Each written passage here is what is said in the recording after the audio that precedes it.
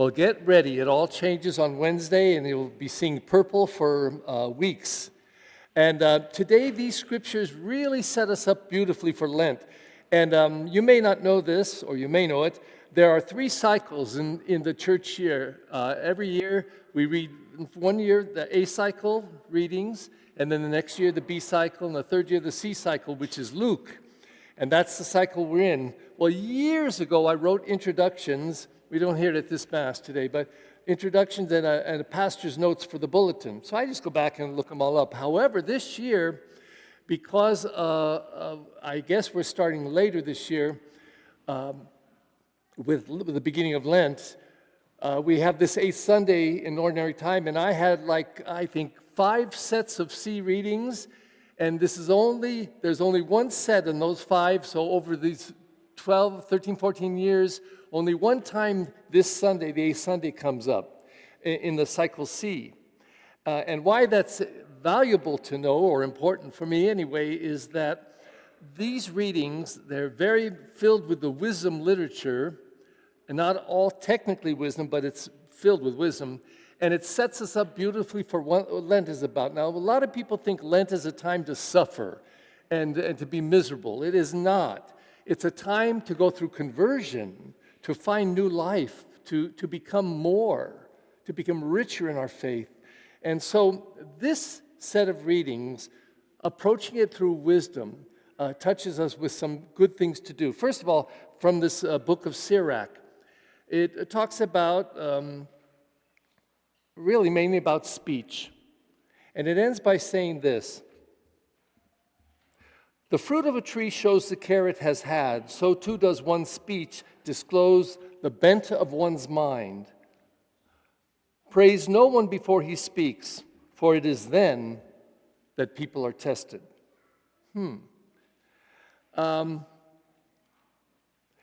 Complete this sentence for me if you can.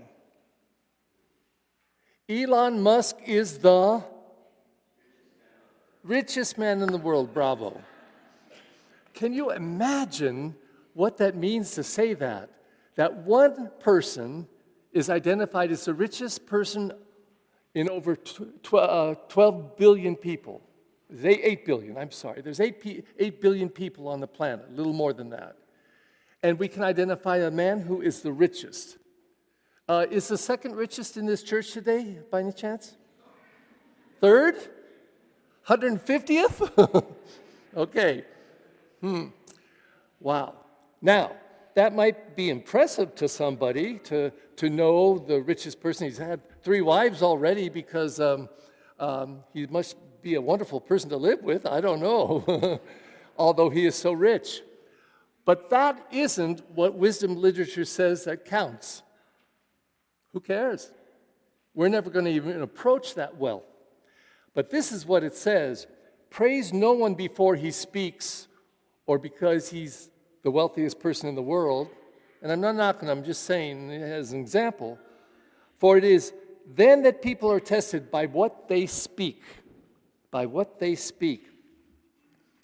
And the Psalm, we repeatedly said, it is good to give thanks to you, O Lord.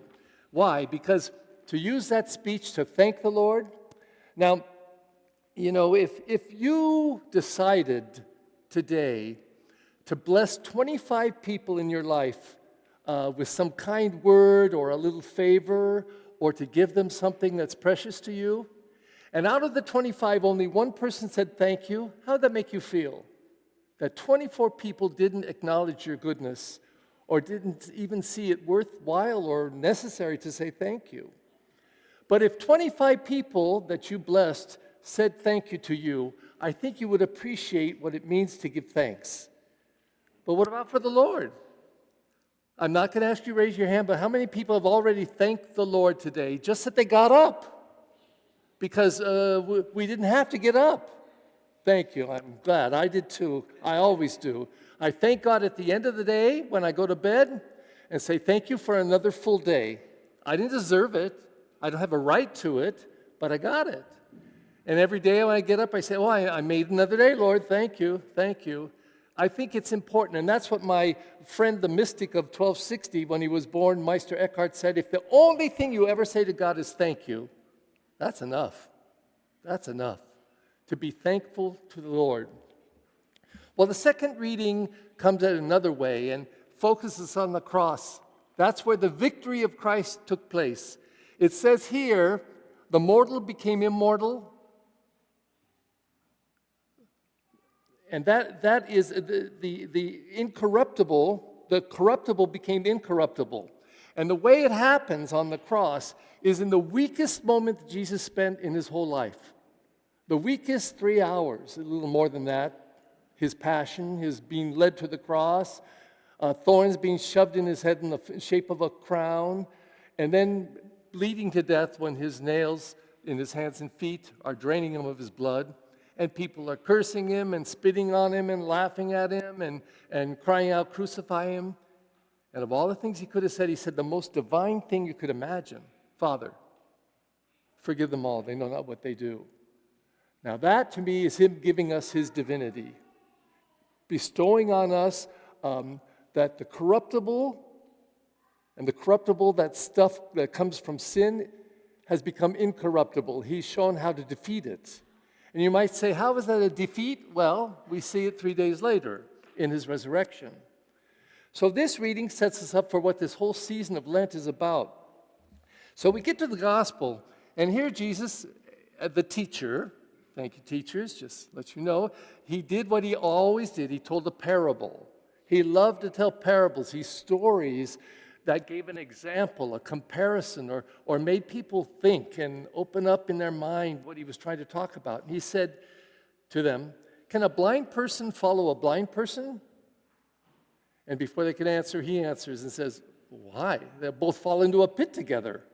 No, a blind person is going to look for somebody who has very good sight, who as they're guiding them can say, okay, here we are, there's 3 steps up or 1 step down. Be careful, there's a little crack there in the cement. And a person with good sight can help provide, in a sense, sight for the blind. And then he goes further, and he talks about a disciple of a teacher, and the teacher who is brilliant. Is the disciple as good as the teacher? They're learning from the teacher. And that is what we understand. But then he goes further, and he uses another example that I think is perfect for Lent. And he says this, why would you tell a person, your brother, your sister, whoever, a friend, whatever, that they have a splinter in their eye if you have a beam in your own? And this is Jesus at his best. He loves hyperbole. He loves to exaggerate. Imagine this, a tiny splinter in someone's eye, but you have this big beam coming out of your eye. Big beam. So how can you see the splinter and help that person remove the splinter if you can't get the beam out of your own eye? So Jesus says, you hypocrite. First remove the beam from your own eye, and then you can remove the splinter from somebody else's eye. And then he takes that further with this example of fruit trees. And he says, does good fruit come from a bad tree? No. Or bad fruit come from a good tree? No. Good fruit comes from a good tree, and you don't get a pear out of an apple tree or a peach out of an orange tree. You know, a peach tree gives you peaches for fruit. So in raising all of these examples, these 3 or 4 examples, he then says this at the very end. A good person out of the store of goodness in his or her heart produces good. But an evil person out of a store of evil produces evil. For from the fullness of the heart, the mouth speaks. So the attention first must be paid to what's in our hearts. That's where good and evil are formed. That's where good and evil then come out in speech. Not always, but often. And we're all guilty of it. We all say things we shouldn't say, things that are rude or crude or cold or mean or jealous or whatever. But Jesus is asking us to pay attention to it. Why do we criticize and condemn other people? Why do we point out other people's faults? Shouldn't we start with ourselves? Shouldn't we start with ourselves? and notice what needs to change in us. And that's what Lent is all about. Lent is about a chance, all of us together, as one huge community of faith, over 1 billion of us in the world, over 1 billion Catholics, not to mention all the other Christians, that are going to look at this Lent as a way of saying, how can I be better? How can I care for what's stored inside my heart? And how can I be better in what I say and how I say it? And if that's what Lent is going to provide for us and to us, then we have a fantastic season coming up before us. And we have the chance to really be renewed, to really become a new person, to really become a new people.